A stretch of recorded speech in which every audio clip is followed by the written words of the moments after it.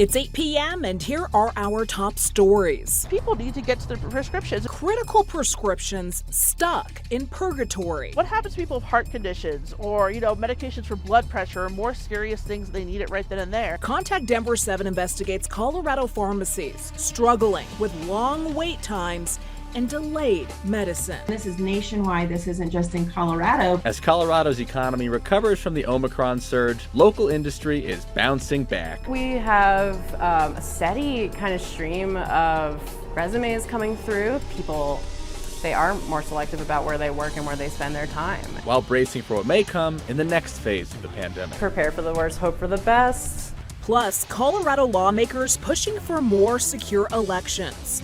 From the people designated to protect them. I don't think we were thinking about insider threats before Mesa. Good evening and thank you for watching Denver 7 News on Local 3. I'm Jessica Porter. I'm Danny Neal. We begin tonight with a worker shortage that is impacting our health. Our Contact Denver 7 team keeps hearing from people desperate to get medicine they need, but struggling to get basic prescriptions filled. Jacqueline Allen spoke with Coloradans who say they're stuck waiting in long lines for prescriptions that are already delayed.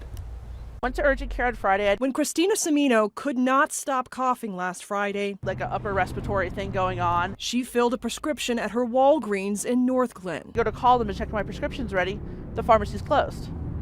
I'm like, you gotta be kidding me. So I call again, pharmacy's closed. Turns out her Walgreens has new hours, closed all weekend long. She says they could not transfer her prescription even to another Walgreens. They see it in the system, but they can't release it because it's narcotic. It's stuck at this particular location. I spent the whole weekend in pain, coughing my brains out. And honestly, I just want to breathe. I really just want to breathe. For months, Contact Denver 7 has been reporting on long lines, delayed prescriptions, and staff shortages at Colorado pharmacies. Certainly in Colorado, shortage of technicians is a real problem. Emily Zadvorny is the executive director of the Colorado Pharmacists Society and says between the pandemic, low pay, and difficult working conditions, We're seeing a higher shortage and a higher percentage of people leaving in our retail chains. And since most people get their prescriptions from a retail chain, they're going to notice that. in a statement to Contact Denver 7, Walgreens apologized about patient disruptions, saying, "We are currently reviewing policies, procedures, and training with our team members." Big chains are trying to hire more workers and improve conditions. Recently, CVS starting to offer guaranteed lunch breaks for pharmacists and techs, but advocates say the staffing shortage won't be solved overnight. Because there is such a shortage, is there a risk of mistakes being made? I think that's the concern we all have. Hiring more people is the solution. Those people aren't just found right now. There's just not the people to hire to do that. I literally spent my whole weekend on the phone. On again, off again, the whole phone all weekend. I mean, it's so much for resting when you don't feel good. Eventually, Christina says she had to go back to urgent care to get a different prescription that she filled at a different pharmacy, and she still hasn't heard from Walgreens. I'm done using this as a pharmacy for sure. I mean, honestly, I'll give CVS across the street my business or somewhere else because I'm not going to put myself in this position again. Jacqueline Allen, Denver 7. Thank you, Jacqueline. And we asked pharmacists what we can do to get our medicine faster, and here's what they got. Bottom line, be proactive. If you need a prescription immediately, make that clear to them. Order refills earlier than usual, and some pharmacies are cutting staff and hours more than others, so it may be time to look for a different pharmacy before that happens to you. Looking deeper tonight, Colorado's pharmacy worker shortage isn't unique. A recent survey from the National Community Pharmacists Association found 70% of independent pharmacies are struggling with staffing and supply chain issues. Also, many pharmacy workers are burnt out from working during the pandemic. 75% of those surveyed answered negatively to questions about receiving enough time and support to safely perform their job. As a result, many pharmacies are increasing wages and offering employees incentive pay to stay fully staffed. As some industries search for workers in this pandemic, others are actually bouncing back to pre-2020 operations. Theater goers in Denver will no longer have to show proof of a negative COVID-19 test or wear a mask inside. Today, the Colorado Symphony, Opera Colorado, Colorado Ballet, and the Denver Center for Performing Arts announced they will lift requirements at the end of the month. After a 2-year hiatus, Coors' famous Golden Brewery Tour is coming back this Friday. If you remember, they closed tours on March 13th, 2020. A couple rules, though. Anyone 6 and older will have to provide proof that they've received the COVID-19 vaccine, and then also group sizes are going to be limited. Through a wider lens, Colorado's workforce is showing signs of strength. CDLE economists reporting today that the state has regained nearly all of the private sector and payroll jobs lost in the first 2 months of the pandemic. Then it's just 6,000 jobs short of a complete 100% recovery. Meanwhile, Colorado's unemployment rate fell to 4.1% in the same month.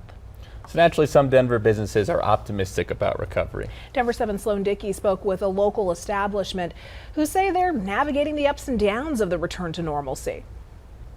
Yeah, that's right. And speaking with experts, they say it's definitely a mixed picture when it comes to the economy. There are indicators that the job market is really picking up, especially here in Colorado. 4.1% unemployment essentially means Colorado is at full employment for the first time since the pandemic. But that could be thrown off by increasing prices in grocery stores and at the gas pump. In order to get a sense of how this economy is impacting small businesses, we spoke with a manager at the Banded Oak Brewing Company, a small restaurant in downtown Denver. They essentially said the same thing. The economy is picking up and business is returning, but prices of raw materials are making it more expensive to run the business. Increased costs for us in terms of our grains that we use, producing the beer that we do produce, as well as increased costs for metal, aluminum specifically for our Crowler program. So we've had to increase costs ever so slightly. And they said those costs translated to about 50 cents per drink. But just like many other small businesses and consumers, they said they're cautiously keeping an eye on prices, but looking with hope at the economy in the future. Jessica? Thank you, Sloan. And while we embrace a return to normalcy, many of us may need to roll up our sleeves again. Pfizer says people might need a fourth COVID shot to help fend off another wave of COVID-19. The company's CEO said 3 shots are good enough to protect us from hospitalizations and death, but another booster will help better protect against infections altogether. Some immunocompromised people can already get a 4th dose, according to the CDC. Pfizer also says its COVID-19 treatment could be available for most kids before they head back to school this fall. And vaccinations for kids under 5 could be available in May. Switching gears here, Colorado Democrats unveiled a bill Monday that would add more security around state elections. Senate Bill 153, otherwise known as the Colorado Election Security Act, does a few main things. First, it would increase security measures by requiring key card access to voting equipment rooms and implementing year-round surveillance. Second, it would request more training and certifications for election officials. And third, it would tighten rules around the election officials themselves, saying they cannot serve if they've been convicted of an election crime and can't spread misinformation about elections. I don't think it's too much to ask to say if you're running our elections, you can't lie about our elections. The bill faces its first committee test Tuesday. For their part, Senate Republicans told Denver 7, quote, "Our senators will be tracking SB 22-153 as it progresses, and we sincerely hope the opportunity for bipartisan collaboration presents itself when the bill is considered." The Colorado House passed a bill today to protect reproductive rights in our state. The bill establishes the right to continue a pregnancy and give birth or have an abortion. It is in response to several states across the country passing strict anti-abortion bills. The bill now goes to the state Senate for consideration. Aurora's urban camping ban is up for a final vote tonight, but that may get delayed by the mayor. Mayor Mike Kaufman wants to add 2 amendments to it to make sure that no one will face further penalties if they move within the required notice time.